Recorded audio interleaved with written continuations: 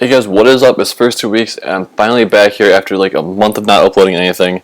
And yeah, I'll get into that in the end of the video to explain what I've been doing and where I've been and everything, and how come videos haven't been coming up and everything. But that's gonna be at the end of the video because right now we have some Mob of the Dead gameplay and trailers, and we have a ton of stuff to go through here. And it's coming out next Tuesday, April 16th, which is awesome.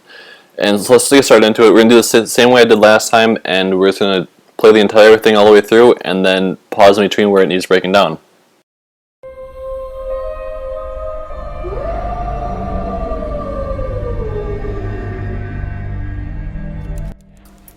Actually, we're just going to get started right into it right now, and we're just dealing with Elena Stigman in the background. I believe that's how you pronounce her name.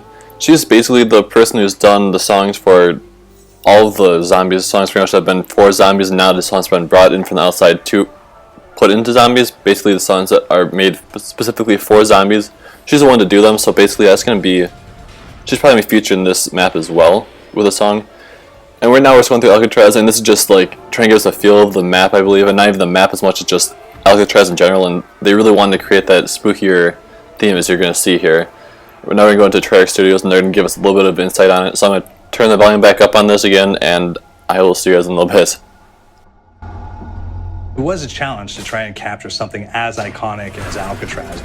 You know about this. This is arguably the most famous prison in the world, and now you're in it. Just the space, the physicality of it, because it's quite claustrophobic. When modern day prisons are designed, they really consider not intimidating people or making the spaces, as least stressful as possible. Well, Alcatraz didn't suffer from those restrictions. They did the research, they went out, studied Alcatraz, not just from books or internet. They were actually there to feel the environment, so it really sets a mood that gets you a little spooked.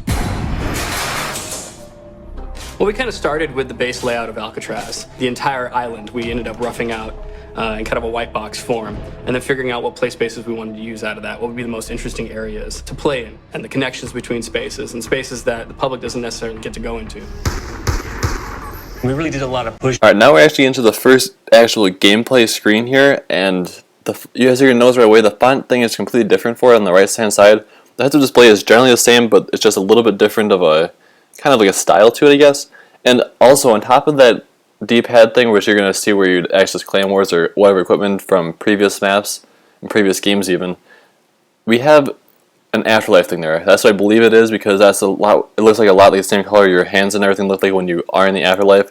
And we're going to get into that a little bit more because it's a really complex thing and we're not even completely sure on it yet. And one last thing, actually, on the left hand side there, you can see there is a trap. We haven't seen any traps like that in Black Ops 2 yet. We've seen ones in Transit Bulls where just not even close to being effective. So this is the first time we're actually going to see traps in Black Ops 2, which is kind of exciting but kind of disappointing at the same time. I mean, it makes the map so much easier, so yeah, we can go a lot farther with them, but at the same time, yeah, it makes them easier, so the games take just forever for a good game. I mean, basically that's the thing with any map. If you have a good game with any map, it takes just literally forever. To really enhance that psychological horror aspect that we're really looking for, and this is a really good opportunity to really tell something special.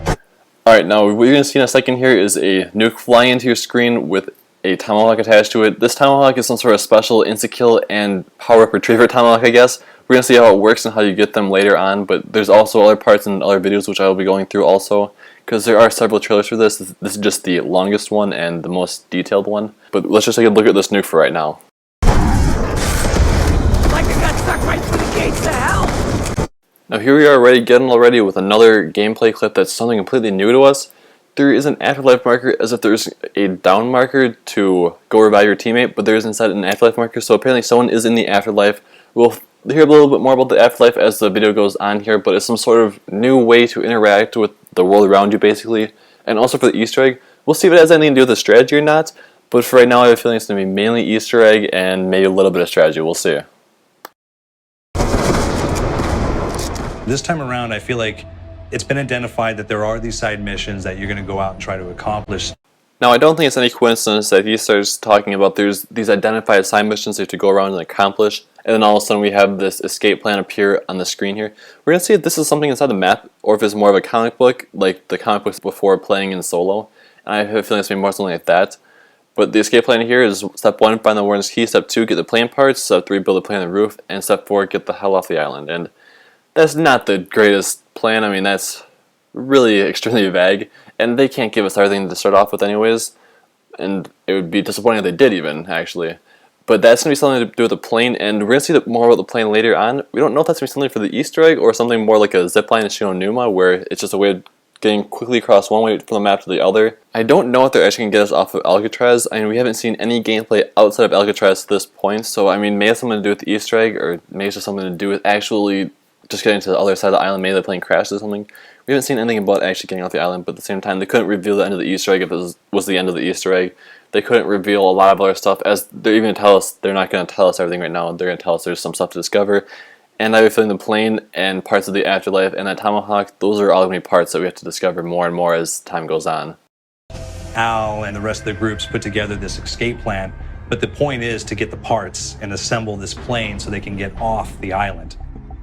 We did something new for the first time. We have actually contextual music that goes off. So that's a first for zombies. And it's all based around this horror thriller aspect. Every location will have a specific stinger that you hear when you find it, when you discover it, when you start unraveling the story. We start building on the music that you're hearing, and it's really enhancing that experience and going along with it in parallel.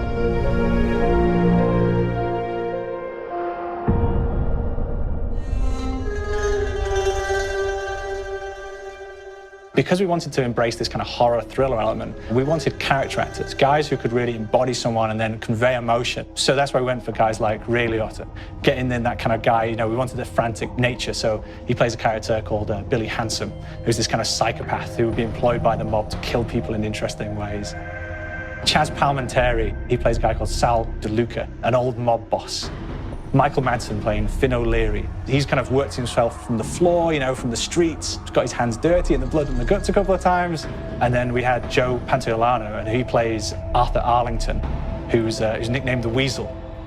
Those guys, they bring a quality and a subtlety and timing that you can't really identify or try to recreate. Now this is kind of a strange clip as you're going to see here, because he has electric cherry, because when he reloads at the very beginning of the clip, he's like halfway through reloading. He's sparking all around him as he's reloading like that, so I mean, he does have electric cherry, but the perk isn't listed next to Juggernaut over there.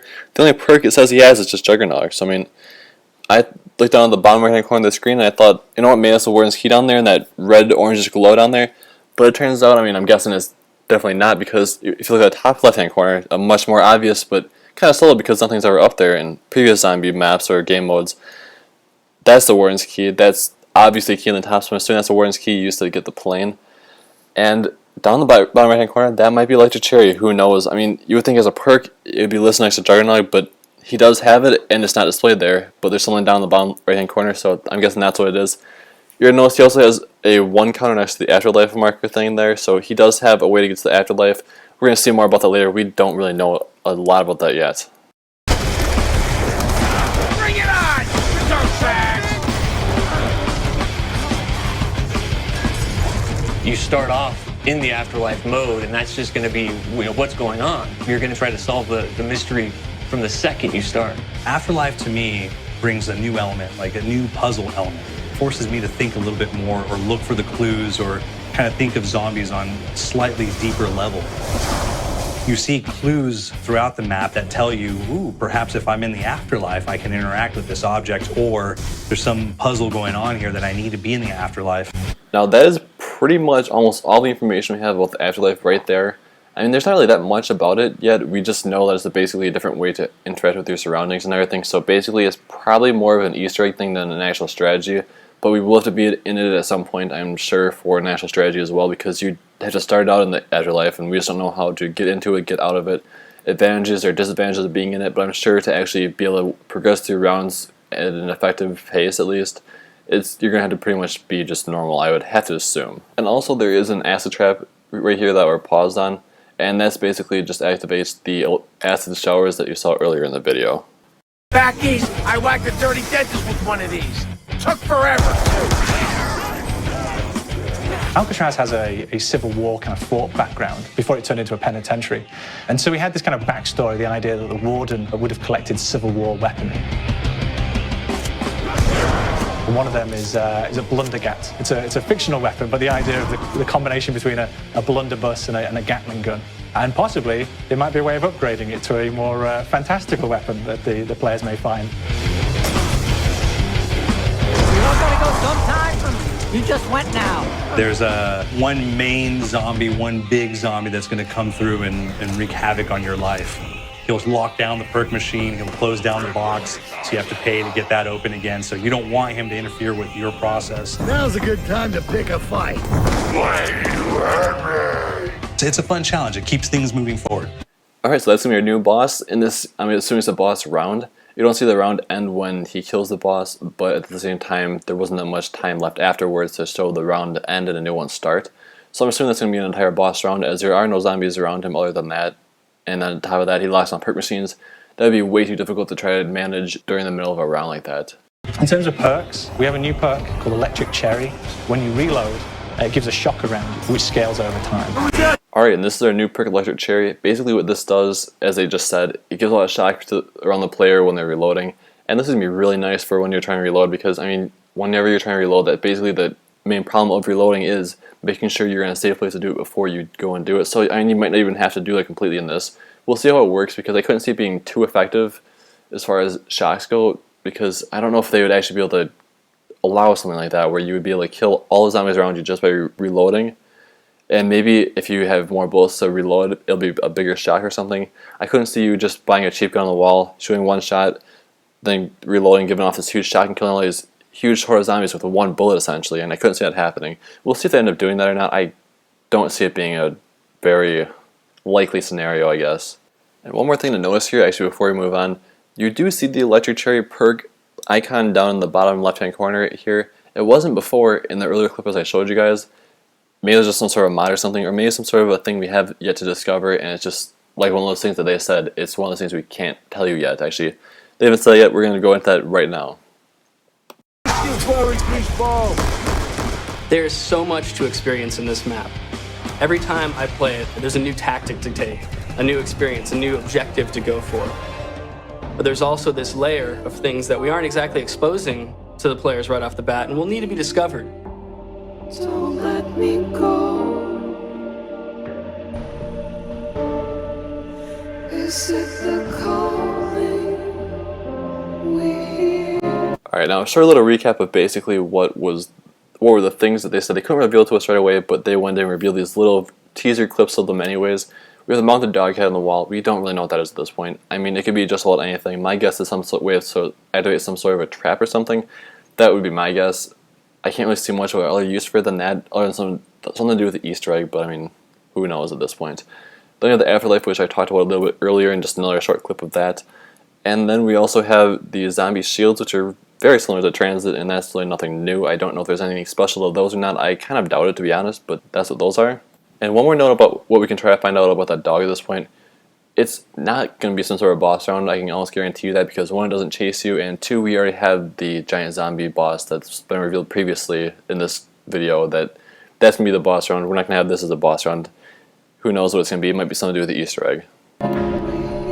We've got the undead in there, we've got these historical elements, and these fantastic actors all seem to be with peace with each other in this kind of same world. So it's magical, and our team is incredibly excited by it. Is it the calling we hear? How do we know?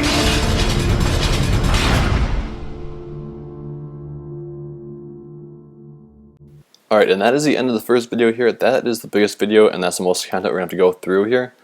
And a couple other things I didn't go over in the video, because they're just kind of more of a general concept of the map. That's really cool, I think, is they're adding this whole horror concept to it, like a horror movie type theme, which is really cool because, I mean, one of the things you hear about World at War versus Black Ops 1 and Black Ops 2 zombies, World at War had this really, really creepy element to it, and it was really kind of a cool element to have in it because there's always this really strange, creepy element to it, whereas more of like screaming people in the background and stuff, it just like, it made the entire game a lot creepier, and basically since then they've kind of tamed down all the creepiness elements to it. I mean, it still is a rated M game, but it's made it more kid-friendly, I guess you could say, and bringing that back to the point where it's going to be more of a horror type thing, I think it'd be a lot cooler.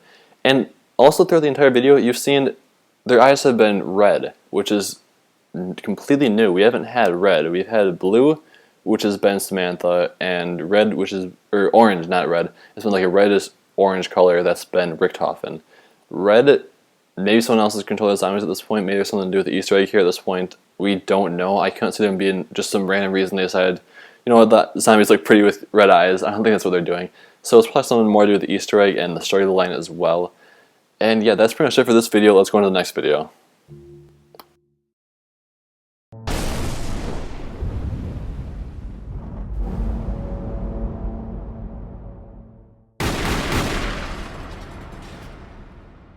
They say a man is known by the company he keeps. I guess that's why they call me a mobster.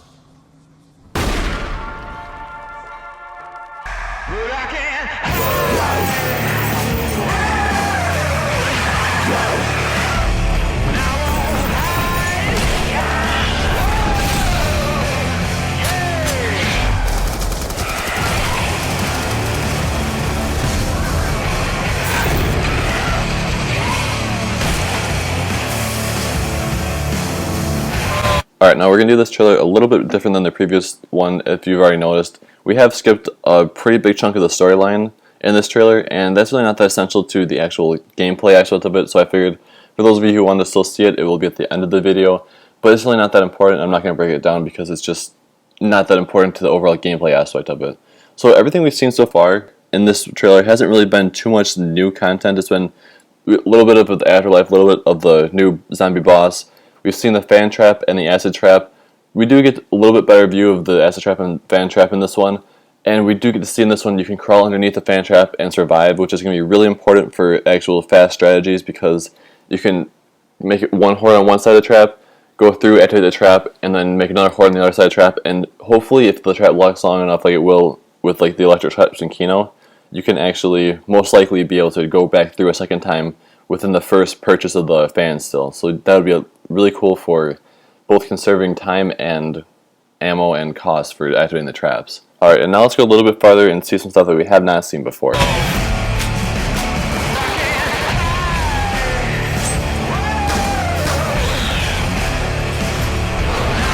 Alright, now we do have the zipline. This is completely new. We have not seen this at all yet.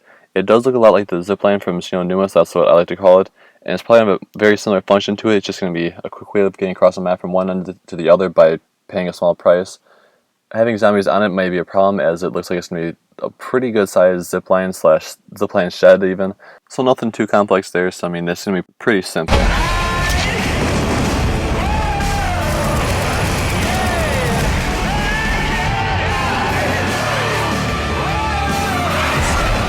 Alright, and here's something completely new now. We did see this tomahawk just very briefly in the previous video, but that was only to just show us that it was in the player's inventory and also showing us that it can retrieve nukes. But this power is going to be very different from previous power-ups because one is very powerful. It can be used as an insta-kill weapon, and not only as just like an insta-kill or a nuke would be, it's just used whenever you want to because it is in the player's inventory. And two, because it's red.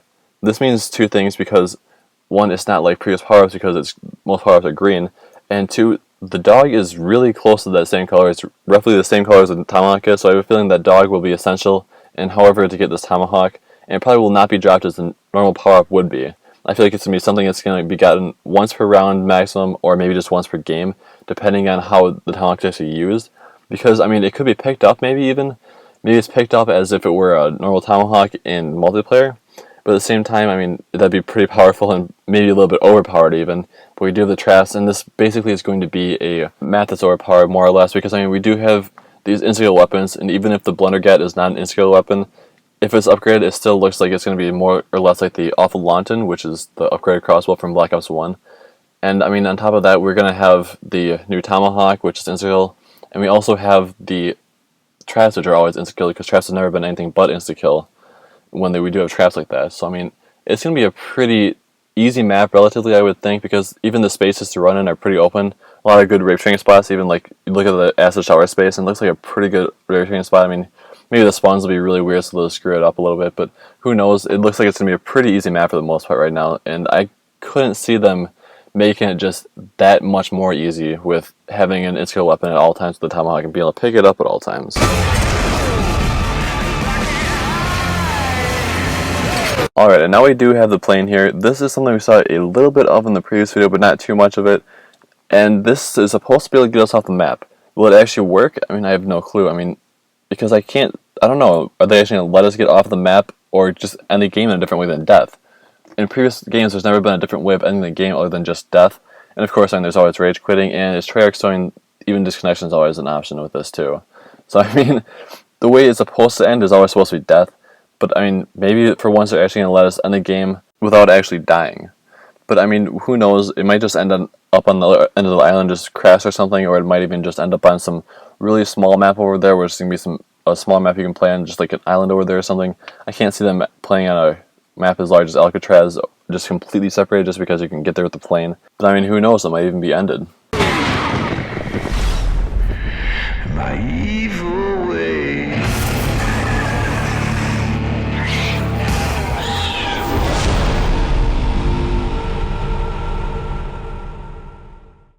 Alright, now that is basically absolutely everything we'll need on Mob of the Dead to this point. It comes out on April 16th with the rest of the Uprising map pack, and I'm really excited for that map pack, not for the multiplayer packs, but obviously just for the zombies, which is basically what I focus on here on my channel, and what I also enjoy the most. And on a completely unrelated side note, I'd like to see if any of you actually know what else comes out on April 16th, completely unrelated to Call of Duty, or even video games for that matter. But if you guys know what else comes out on April 16th that I'm actually really excited for as well, leave it in the comments below. I'd like to see if you guys actually know. I don't expect any of you to, but it'd be kind of cool if someone did. And now just a small note on where I've actually been for the last couple of weeks. There's like 5 weeks I haven't been uploading anything. It's been completely just chaos here at college just because you just cannot procrastinate. If you procrastinate, you're just going to be completely screwed because you just have so much more stuff coming up. So if you try slacking off on a little bit, then you're completely screwed because you got to re-catch up with all the stuff that you are trying to do, as well as new stuff that's also coming in. So you just cannot slack in college. So that's pretty good advice for anybody going into college soon or just starting college. And for those of you who are already in college, I'm assuming you already know that pretty much. So I mean, yeah, that's pretty much where I've been. I don't expect to have any kind of breaks like this in the future. That was a pretty long break, and I don't see any reason why I should have that longer break in the future again. And that's pretty much it for this video, guys. Now I'm going to go into the last little part, or actually the beginning part of the second video I showed you guys, the trailer, because it's more of a storyline thing, and it really doesn't play much of a part in the gameplay of the map at all. It's just more of a background of the monsters and stuff like that with the trailer. And yeah, guys, so I will see you guys later. Be sure to give us a like if you enjoyed it, because it did take me a really, really long time. As I said, it took me like several days just piece by piece doing this entire video. Oh, and one more thing before I go, actually. I have a Twitter account I've been using for the last couple of weeks or so, just on updates of my channel and just like telling you guys some updates that are like pretty important updates, but at the same time they're not important enough to put a separate video on. I don't tweet about daily life or stuff like that. I don't do stuff like that. I just like updates about my channel and just keeping it completely related to my channel. So for those of you who are interested in that, and as well as playing with me sometime, because I will be doing that sometime very soon with Mob of the Dead, make sure you follow me on Twitter to know when that's happening, as well as just updates in general about my channel, like I said. And that's pretty much it. I really don't use Twitter that much. I use it more of an extension of my channel, and I don't really use it too much. So I have like only a few followers on there right now, which it really doesn't matter to me. If you want to follow me on there, that's great. If not, I really don't mind it, because yeah, I really don't use like a real Twitter account. Probably should be. But if you do talk to me on there, I will respond to you. And yeah, that's pretty much it. So yeah, I will see you guys later, and enjoy the rest of the clip.